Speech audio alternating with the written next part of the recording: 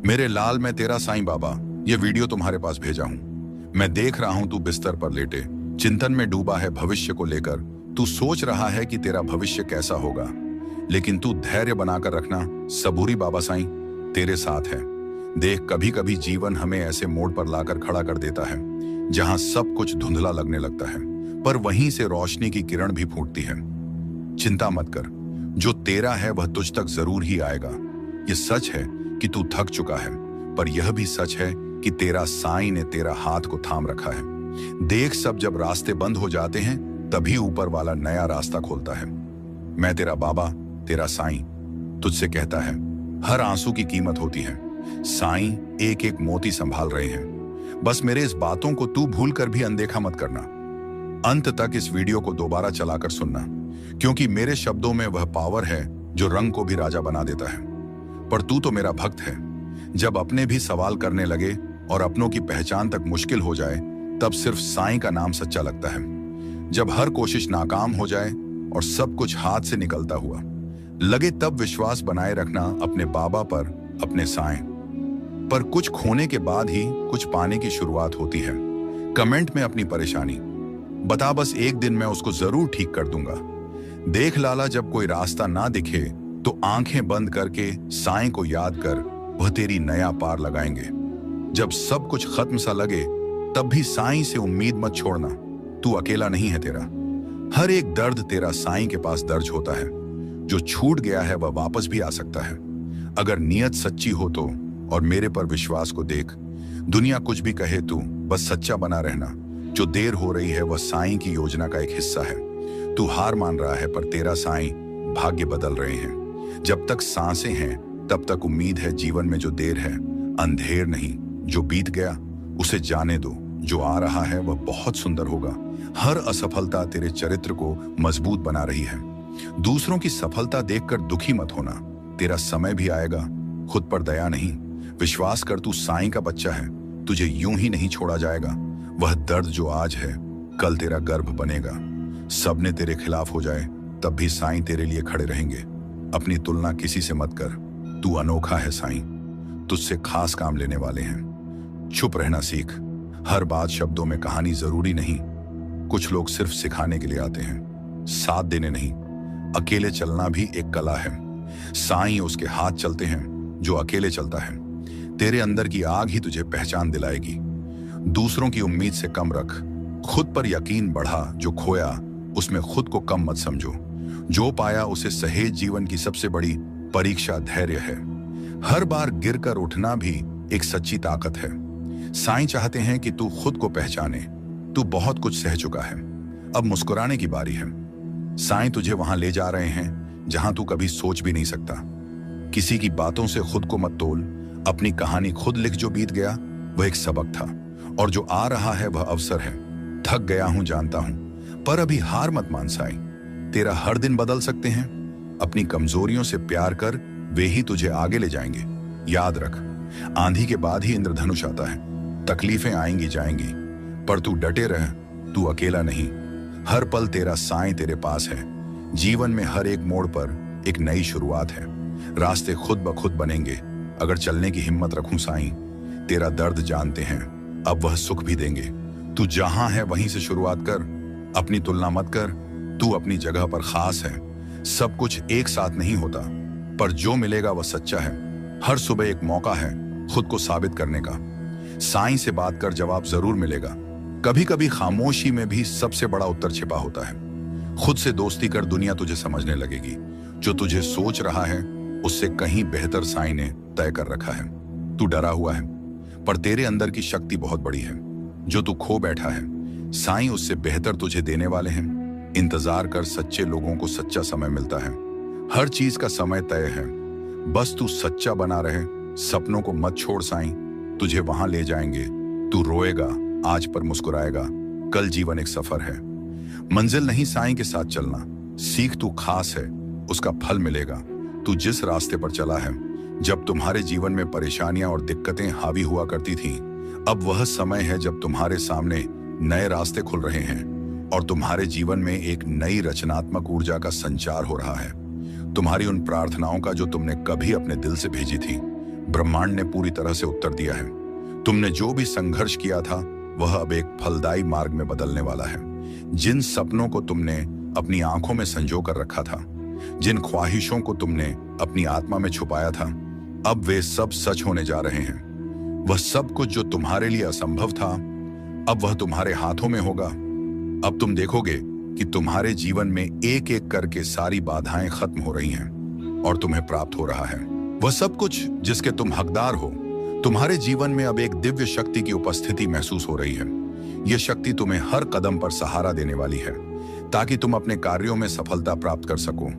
जो मुश्किलें पहले तुम्हारे रास्ते में थीं, अब वे टूट रही हैं और तुम्हारा मार्ग अब साफ और स्पष्ट हो चुका है। तुम्हारे प्रयास, तुम्हारी मेहनत और तुम्हारे दिल से की गई प्रार्थनाएं अब तुम्हें अपने जीवन में शुभ फल देने वाली है। कभी तुमने जिन परिस्थितियों में संघर्ष किया था, अब उन परिस्थितियों से बाहर निकलने का समय आ चुका है। वह समय जब तुम अकेले थे और तुम्हारे पास किसी का समर्थन नहीं था, अब समाप्त हो चुका है। अब तुम देखोगे कि तुम्हारे रास्ते में सब लोग तुम्हारा सहयोग करने के लिए आ रहे हैं। तुम जिस दिशा में कदम बढ़ाओगे वहां तुम्हें सफलता की राह मिलेगी। तुम्हारे साथ परमात्मा की विशेष कृपा है और वह तुम्हारी हर इच्छा को पूरा करने में सहायक होगा।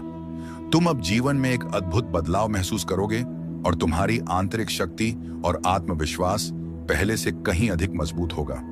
तुम जिस भी कार्य में हाथ डालोगे वह कार्य सफलता की ओर अग्रसर होगा। तुम्हारा भविष्य अब केवल सफलता, समृद्धि और खुशी से भरा हुआ है। तुम्हारी मेहनत और धैर्य अब रंग लाएगा। धन, समृद्धि और ऐश्वर्य का जो तुम्हारे जीवन में अभाव था, वह अब प्रचुरता में बदलने वाला है। तुम देखोगे कि तुम्हारी जिंदगी में अचानक से कितनी खुशियां और अवसर आने वाले हैं। वह सब कुछ जो तुमने पहले सिर्फ सपने में देखा था, कभी कभी बिखरना भी जरूरी होता है ताकि साईं नया आकार दे सके। तेरा धैर्य ही तेरा सबसे बड़ा हथियार है। हर चोट तुझे मजबूत बना रही है। तुझे जो तकलीफ मिल रही है वह तेरे कल को आसान बनाएगी। किसी का छोड़ देना साईं की योजना थी। तुझे खुद से जोड़ने की हर खोया हुआ रिश्ता तुझसे मिलने आया है। यह समय बीत जाएगा, फिर तेरा विश्वास स्थिर रहना चाहिए, क्योंकि मुश्किलें तुझे तोड़ने नहीं बल्कि तुझे और तराशने के लिए आई हैं। जो चला गया वह जरूरी था, जो आएगा वह जरूरी होगा। कभी कभी सब कुछ समझकर भी चुप रहना ही बेहतर होता है। साईं ने तेरा नाम लिख लिख रखा है, तू चिंता मत कर। जब कोई तुझे नहीं सुनता तब तेरा साईं सबसे पहले सुनते हैं। तू रोता है तो रातों को साईं तेरा हर आंसू गिनते हैं। जो तुझसे छीन गया वो तुझे बांध रहा था। अब तू आजाद है। उड़ना सीख। अकेलापन सिखाता है कि सच्चा साथी सिर्फ साईं है। हार के डर से कभी कोशिश मत छोड़। साईं तेरा हौसला देख रहे हैं, तू गिरा है, इसीलिए तुझे कठिन परीक्षा मिली है। तू डर मत। तू साईं का बच्चा है। जो तुझे आज तकलीफ दे रहे हैं वही कल तेरा आदर करेंगे। तेरी मेहनत रंग लाएगी। बस साईं पर यकीन रख, जो खो गया वो एक बहुत बड़ा अनुभव बन गया। अब नया अध्याय शुरू कर। तू हारा नहीं, सिर्फ थका हुआ है। आराम कर, फिर उठ। साईं के घर देर है। तुम्हारा साईं तो परम दयालु है। मैं अपने बच्चों को हमेशा संभाल के रखता हूँ। मैं तुम्हें हमेशा संभाल के रखता हूँ, जो कि कभी कभी तुम समझ नहीं पाते हो और मुझ पर संदेह करने लगते हो।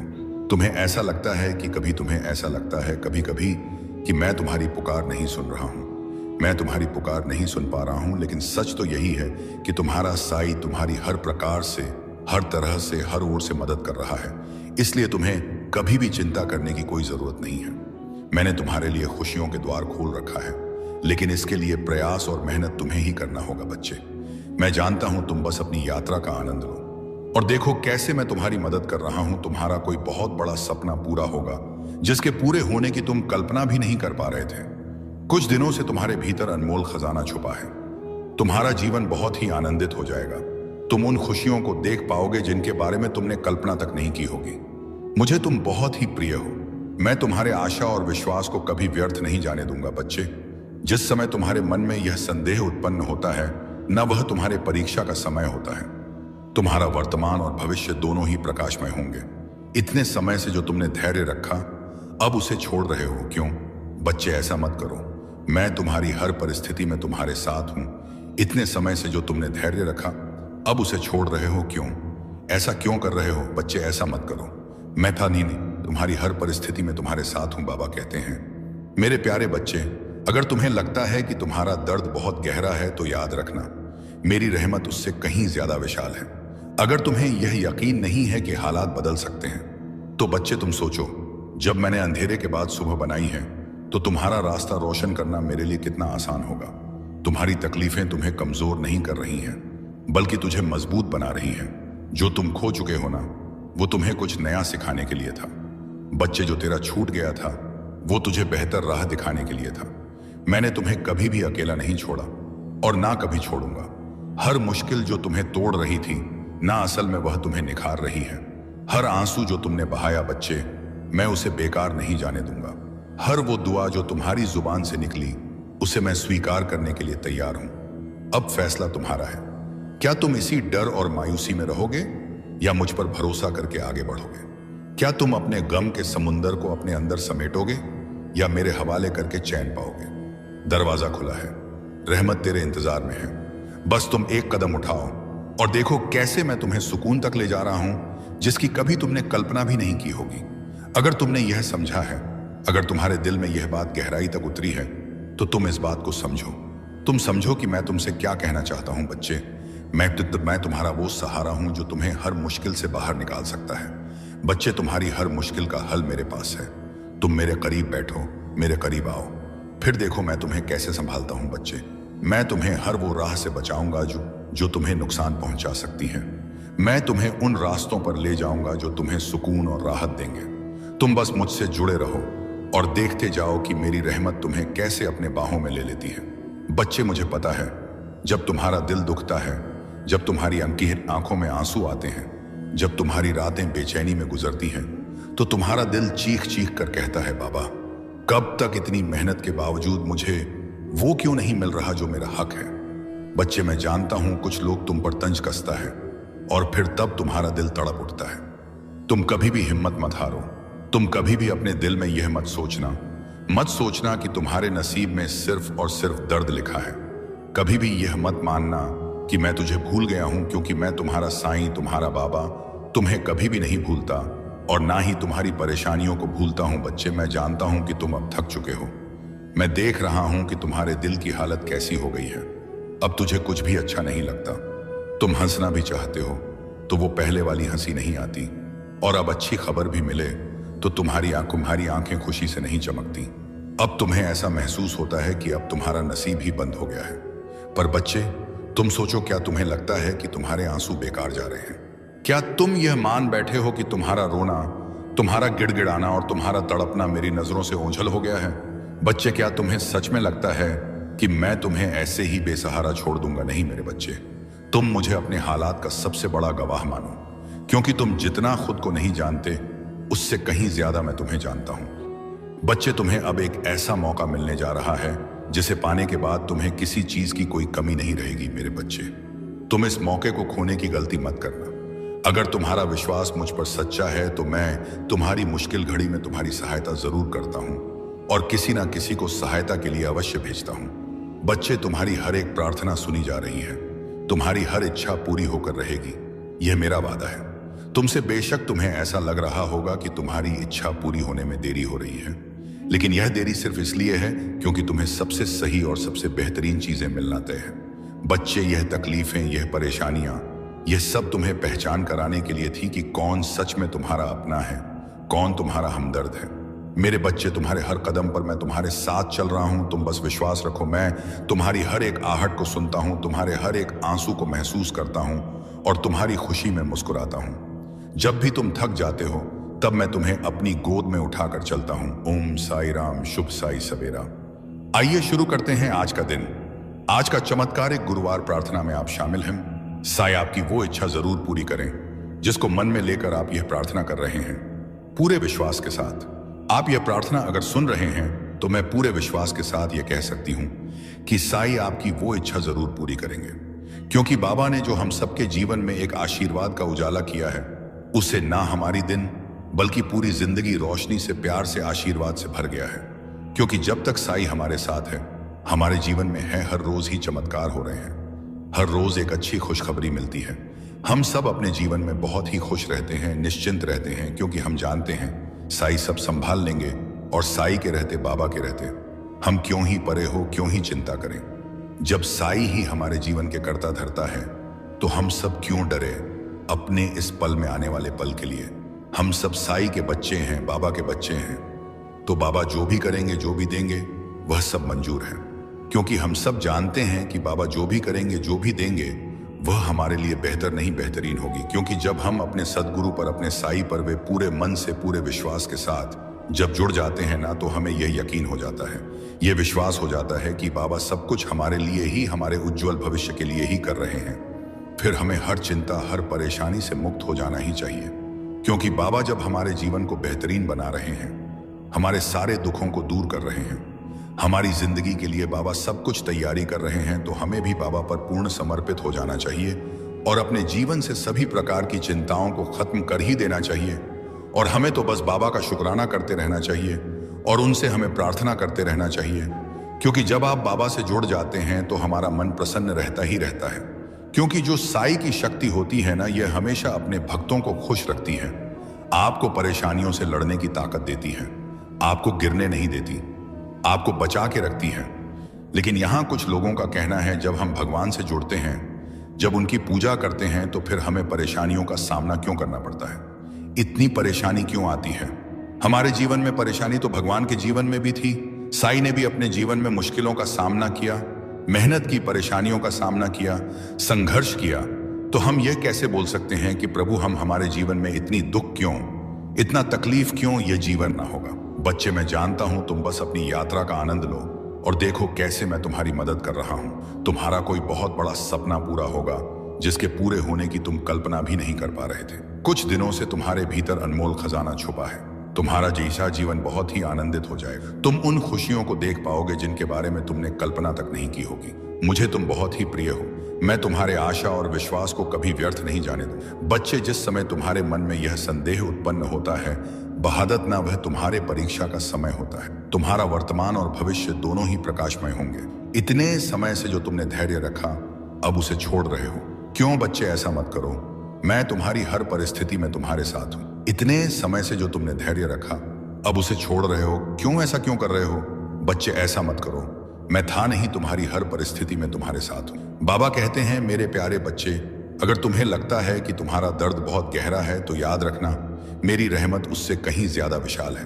अगर तुम्हें यह यकीन नहीं है कि हालात बदल सकते हैं, तो बच्चे तुम सोचो, जब मैंने अंधेरे के बाद सुबह बनाई है, तो तुम्हारा रास्ता रोशन करना मेरे लिए कितना आसान होगा। तुम्हारी तकलीफें तुम्हें कमजोर नहीं कर रही हैं, बल्कि तुझे मजबूत बना रही हैं। जो तुम खो चुके हो ना, वह तुम्हें कुछ नया सिखाने के लिए था।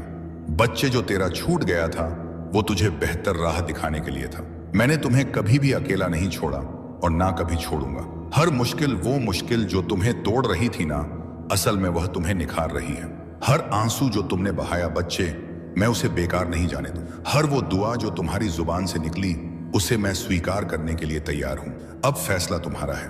क्या तुम इसी डर और मायूसी में रहोगे या मुझ पर भरोसा करके आगे बढ़ोगे? क्या तुम अपने गम के समुंदर को अपने अंदर समेटोगे या मेरे हवाले करके चैन पाओगे? दरवाजा खुला है, रहमत तेरे इंतजार में है। बस तुम एक कदम उठाओ और देखो कैसे मैं तुम्हें सुकून तक ले जा रहा हूं, जिसकी कभी तुमने कल्पना भी नहीं की होगी। अगर तुमने यह समझा है, अगर तुम्हारे दिल में यह बात गहराई तक उतरी है, तो तुम इस बात को समझो।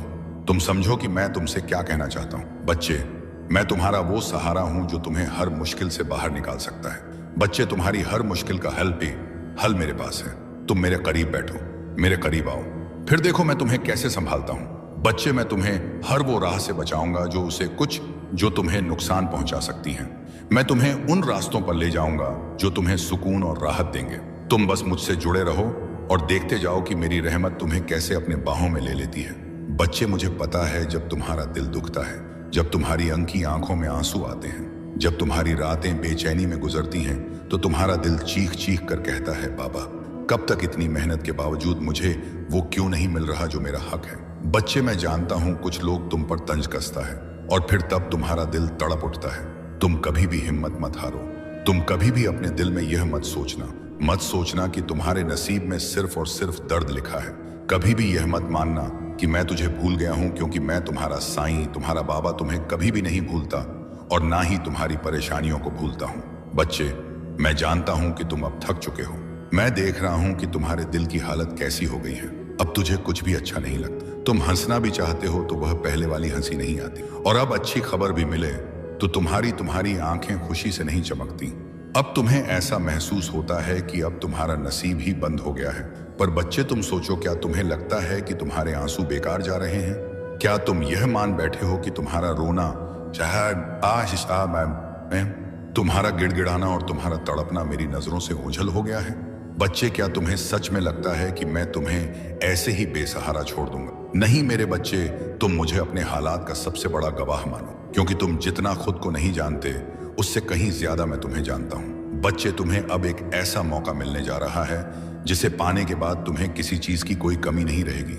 मेरे बच्चे, तुम इस मौके को खोने की गलती मत करना। अगर तुम्हारा विश्वास मुझ पर सच्चा है तो मैं तुम्हारी मुश्किल घड़ी में तुम्हारी सहायता जरूर करता हूँ और किसी ना किसी को सहायता के लिए अवश्य भेजता हूँ।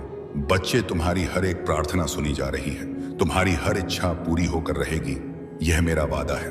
तुमसे बेशक तुम्हें ऐसा लग रहा होगा कि तुम्हारी इच्छा पूरी होने में देरी हो रही है, लेकिन यह देरी सिर्फ इसलिए है क्योंकि तुम्हें सबसे सही और सबसे बेहतरीन चीजें मिलना तय है। बच्चे, यह तकलीफें, यह परेशानियां, यह सब तुम्हें पहचान कराने के लिए थी कि कौन सच में तुम्हारा अपना है, कौन तुम्हारा हमदर्द है। मेरे बच्चे, तुम्हारे हर कदम पर मैं तुम्हारे साथ चल रहा हूं। तुम बस विश्वास रखो, मैं तुम्हारी हर एक आहट को सुनता हूं, तुम्हारे हर एक आंसू को महसूस करता हूं और तुम्हारी खुशी में मुस्कुराता हूं। जब भी तुम थक जाते हो तब मैं तुम्हें अपनी गोद में उठाकर चलता हूं। ओम साईं राम, शुभ साईं सवेरा। आइए शुरू करते हैं आज का दिन। आज का चमत्कार, एक गुरुवार प्रार्थना में आप शामिल हैं। साम, आपकी वह इच्छा जरूर पूरी करें जिसको मन में लेकर आप यह प्रार्थना कर रहे हैं।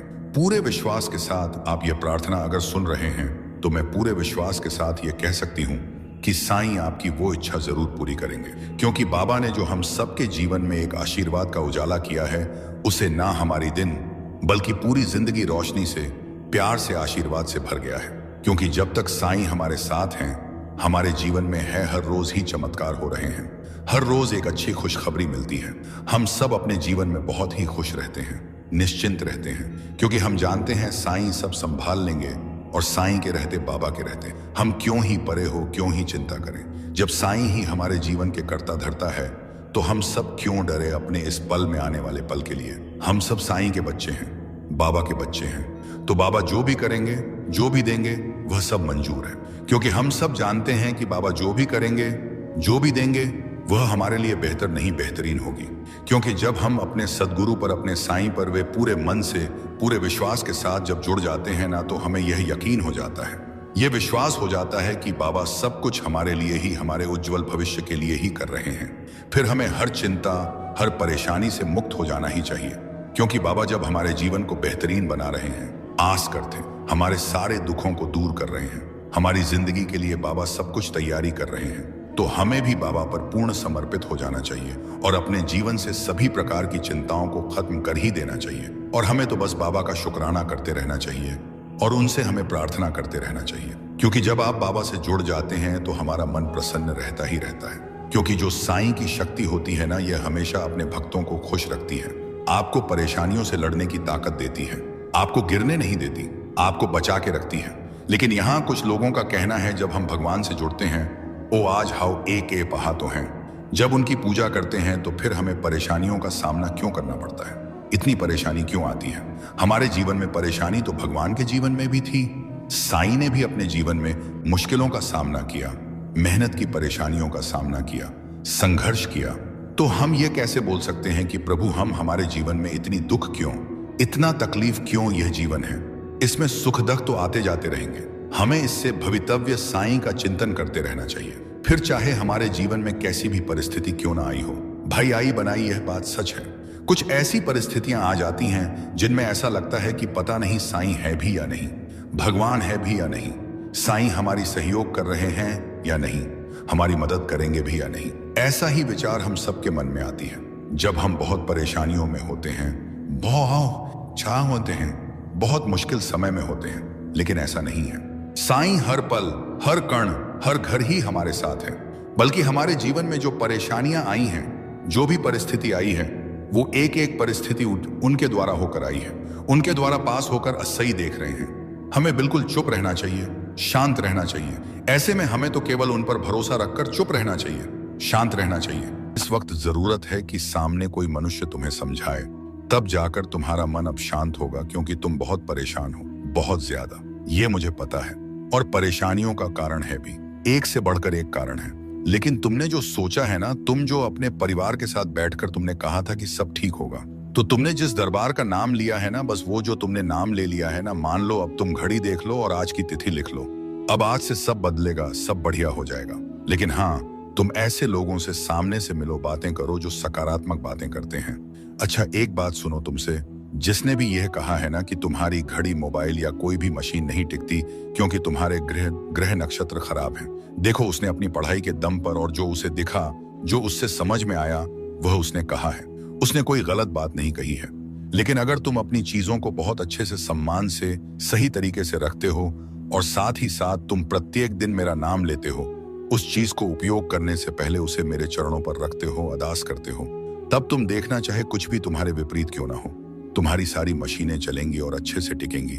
तुम्हारे घर पर तुम देख लेना, यह चीज भी होकर रहेगी। तुम जो सोच रहे हो कि रोज के रोज मैं फूल की सेवा लगवा लूं, कि रोज जो पूजा का फूल है वो कोई तुम्हें बगीचे से तोड़ जाए, पहुंचा जाए और कुछ तनख्वाह ले ले, तुम्हारा सोचना सही है। लेकिन समय भी देख लो कि तुम्हें किस समय पर चाहिए, सुबह चाहिए कि शाम में चाहिए, क्योंकि हो सकता है तुम जिस समय के बारे में अभी सोच रहे हो उस समय तुम घर पर उपस्थित ही ना रहो, किसी भी वजह से। तो ऐसे में ना देख लो तुम कि समय सही सही बैठता है, तो तुम यह सेवा ले सकते हो तनख्वाह देकर, और नहीं तो फिर जिस दिन मौका लगे उस दिन पुष्प की जो वर्षा करते हो मेरे ऊपर, वो उस दिन कर दिया करना। जो तुम्हें चोट लगी है ना, तुम यह मानो कि इससे बहुत बड़ी दुर्घटना हो सकती थी, बहुत बड़ी, तुम्हारी ही गैर जिम्मेदारी के कारण हुई है। ये थोड़ा सा ध्यान नहीं दिया तुमने, तुम्हारे हड़बड़ा जाने की वजह से चोट लगी है। लेकिन यह चोट ठीक हो जाएगी। तुम्हें जितना भी समय बताया गया है उसके आधे समय में मेरे वचन याद रख लो, उसके आधे समय में ना तुम्हारा यह दर्द, तुम्हारी यह चोट पूरी तरह ठीक हो जाएगी। तुम्हारे डॉक्टर भी देखना आश्चर्य करेंगे कि कैसे इतनी जल्दी सब ठीक हो गया। लेकिन तुम जानो कि इतनी बड़ी दुर्घटना इतने छोटे में टल गई ना, तो यह बस मेरे आशीर्वाद से हुआ। और इसलिए जब ठीक हो जाना, तो अगर सपरिवार आ सको तो सपरिवार, नहीं तो जो आ सके वो उनके साथ तुम मंदिर जाना और अन्नदान करना। मैं आरती के लिए तो नहीं कह रहा, मगर हाँ, अन्नदान के लिए कह रहा हूं। तुम मंदिर जाना और अन्नदान जरूर करना। किसी से भी काला हो, सफेद हो, लाल हो, हरा हो, कोई भी रंग का धागा हो, पसंद भी आ जाए तो भी, ऐसे किसी से लेकर कोई भी धागा वगैरह मत बांधा करो अपने हाथों पर। अपने हाथों को खाली रखो, और जो मैं पहनने को दूंगा, जो मैं पसंद करवाऊंगा वही पहनना। बाकी ऐसे वैसे धागे जो ले लिए तुमने वह ले लिए। अब ऐसा मत करना, तुम अपने घर पर ना हनुमान चालीसा की, जिसमें सिर्फ हनुमान चालीसा हो, जो सबसे पतली किताब हो, लेकिन हाँ उससे लिखा है उसके अक्षर बड़े बड़े मोटे मोटे हो, जो दिखे आंखों से। अगर कोई चश्मा भी लगाने वाला व्यक्ति हो तो बिन चश्मे के भी उसे दिखे। ऐसे अक्षरों वाला ढेर सारे हनुमान चालीसा के ग्रंथ को, उसकी किताब को लेकर अपने घर पर रख लेना। और जब तुम्हें लगे ना कि कोई ऐसा है जिसे तुम्हें कोई भेंट देना चाहिए, कुछ भेंट देना और कुछ समझना आए, तो उस वक्त वह हनुमान चालीसा निकाल कर देना। देखो, तुमसे जिसने भी कहा हो कि ग्रंथों को नहीं बांटना, यह मत करना, वह मत करना, ये सारी बातें एक तरफ रखो। तुम बस यह समझो ना कि तुम्हारे द्वारा दिए गए इस हनुमान चालीसा को पाकर कोई अति उत्साह में उसे पढ़ेगा, उस पर कृपा होएगी, तो निश्चित है आशीर्वाद की बारिश तुम्हारे घर पर होएगी ही। तो इसलिए तुम यह ध्यान रखना कि तुम हनुमान चालीसा के ढेर सारे ग्रंथ लाकर रखो, और इससे सुंदर उपहार कुछ हो ही नहीं सकता जो तुम किसी को दो। मैंने तुम्हारा मंदिरों में और इधर उधर दान करना और खर्च करना इसलिए रुकवाया क्योंकि तुम्हारी तरफ से कोई बुराई या कोई गलती नहीं थी। लेकिन वहां जो लोग ले रहे थे ना, उनके मन में यह बात निश्चित आ गई थी कि हाँ, तुमसे तो उन्हें लेना ही लेना है, और सिर्फ वह लेने की भावना रखने लगे थे। वो तुम्हारी मजबूरी और तुम्हें दुआ दे रहे हो, यह सब भी कुछ नहीं हो रहा था। अब बस उनकी भावना थी कि तुमसे तो बस निकलवाना है। और मेरे बच्चे के लिए यदि कोई बुरी नीयत रखेगा तो यह मैं कतई बर्दाश्त नहीं करूंगा। तुम दे भी दोगे ना तो भी कभी तुम्हारा घटेगा नहीं, तुम्हारा तो बढ़ेगा ही, लेकिन कोई तुम्हारे लिए बुरी नीयत रखेगा, यह मैं कतई बर्दाश्त नहीं करूंगा। भले आज कभी कभी तुम मेरे ऊपर नाराज हो जाते हो कि बहुत सारी चीजें हैं जो तुम कहते हो, बाबा तुमने ऐसा नहीं किया, वैसा नहीं किया, लेकिन तुम भी ये जानते हो कि मैं तुमसे बहुत प्यार करता हूं, बहुत ज्यादा। और अगर कोई चीज अच्छी हो सके तो मैं तुम्हें देने की पूरी कोशिश भी करता हूं। बस ये है ना कि मुझे सृष्टि के नियम को बांधकर लेकर ही चलना है, मैं उसके विरुद्ध नहीं जा सकता। तो इसलिए कभी कभी कुछ चीजों को देने में विलंब लगता है जब तक कि वह तुम्हारे कर्म में आ ना जाए। नहीं तो मैं बहुत प्यार करता हूं तुमसे और तुम्हारे खिलाफ कोई कुछ भी बोले, और पता है कोई दुनिया में कहीं कैसी भी प्रार्थना क्यों ना कर ले, अगर तुम्हारे लिए कोई गलत कुछ कर रहा है, दिशा कितने कन सिर है कह रहा है, तो 1% का आधा भी मैं स्वीकार नहीं करता। कभी नहीं, हो ही नहीं सकता। तुम बहुत खुश रहो, तुम मुस्कुराओ, खिलो, खिलखिलाओ, हंसो, हंसाओ और जीवन में तरक्की करते जाओ। अच्छे लोगों से मिलो। जो लोग बहुत चुगली करते हैं, सबकी बातें, सबकी चर्चा करते हैं ना, वह खाली होते हैं और वह कुछ दे नहीं पाएंगे। यकीन मानो, तुमने जो उबले हुए चावल में नमक के साथ ही मुझे भोग लगाई थी ना, सादी चावल, उसी में मुझे बहुत आनंद आया। तुम यह मत सोचो कि वो रूखा सूखा सा भोग तुमने लगाया है। तुम बस यह समझो कि कितना स्वाद था उसमें और कितना पौष्टिक आहार था। इसके बजाय अगर तुम बाहर से तेल मसाले वाले भोजन अपने बहुत मेहनत से कमाए हुए पैसों को खर्च करके लाते, तो ना तो इतना स्वाद आता, ना इतना पौष्टिक भोजन करने का मुझे मौका मिला होता। तो मैं बहुत खुश हूँ मैंने तुम्हें अपने मंदिर को सफेद लकड़ियों से बनवाने के पहले या सफेद में पेंट कराने से पहले चेतावनी दी थी, क्योंकि सफेद रंग होगा तो जरा सी भी धूल होएगी ना तो वह दिख जाएगा। मैंने तो यह बात कहा था, लेकिन तब तुम्हारी ही इच्छा थी कि नहीं, मुझे ऐसे ही रंग के, ऐसी ही नक्काशी वाली मंदिर चाहिए, तो फिर मैंने मना नहीं किया। लेकिन अब जब तुम अपने मन से लेकर आए हो तो तुम्हें इसे सफाई करना चाहिए और इसमें अफसोस नहीं करना चाहिए। कोई चीज अगर सुंदर से अच्छे से रखना है तो उसकी कीमत तो तुम्हें अदा करनी होगी ना, बस वही समझो। तो गंदगी को सफाई कर लो, पूछ लिया करो। इसी बहाने हर दिन साफ सफाई भी होती रहेगी। सुबह तुम्हें अपना काम भी जल्दी खत्म करना होता है और बहुत सारे काम होते हैं। ऐसे में एकदम भोर के वक्त अगर मंदिर पहुंच भी जाते हो ना, तो अपनी प्रसाद, अपनी थाली, अपना दिया लगाकर जल्दी वापस चल जाया करो, क्योंकि सुबह के समय तुम्हारी जहां जरूरत और आवश्यकता है वहां रहो। मंदिर तुम बाद में आराम से भी आ सकते हो जब तुम्हें समय अलग से मिले। आज जो यात्रा की शुरुआत हो रही है ना, वह बहुत अच्छे से पूरी होगी। उसका समापन भी बहुत शुभ तरीके से होगा। तुम चिंता मत करो। तुमसे ना यह कहा जा रहा है कि तुम उस विशेष दुकान में जाकर सामान लोगे तो तुम्हें कम पैसे में सामान मिल जाएगा। तुम्हें अधिक छूट मिलेगी। छूट के नाम पर ना तुमसे जरूरत से ज्यादा खरीदारी कर कराई जा रही है। ध्यान से देखो, गौर से देखो। जहां तुम्हारा काम 80 में हो सकता है, वहां 200 से RS5 रोज खर्च हो रहे हैं और इतने सामान की जरूरत, आवश्यकता भी नहीं है। तो अब ना वैसे छूट में मत पड़ो। वह छूट देने का तरीका नहीं है, बल्कि वह तुमसे ज्यादा खर्च करवाने का तरीका है। और मैं ये नहीं कह रहा कि सामने वाला गलत है, लेकिन तुम्हारे लिए उचित नहीं है, क्योंकि उतनी तुम्हारी जरूरत ही नहीं है।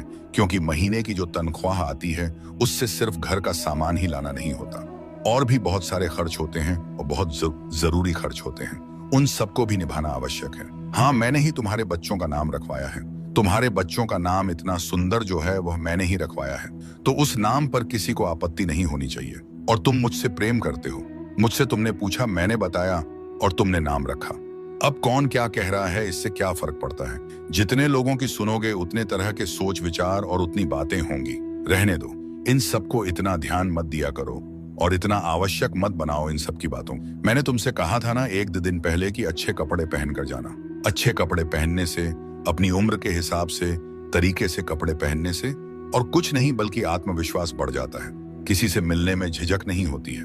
कहीं सड़क पर कोई मिल जाए जानने सुनने वाला तो अच्छा लगता है। अगर एकदम से तस्वीर खिंचवानी पड़ी तो तुम्हें शर्मिंदगी का एहसास नहीं होगा। तुम्हें तुम्हारा आत्मविश्वास बढ़ता हुआ नजर आएगा। अच्छे से रहने से इंसान का आत्मविश्वास बढ़ जाता है।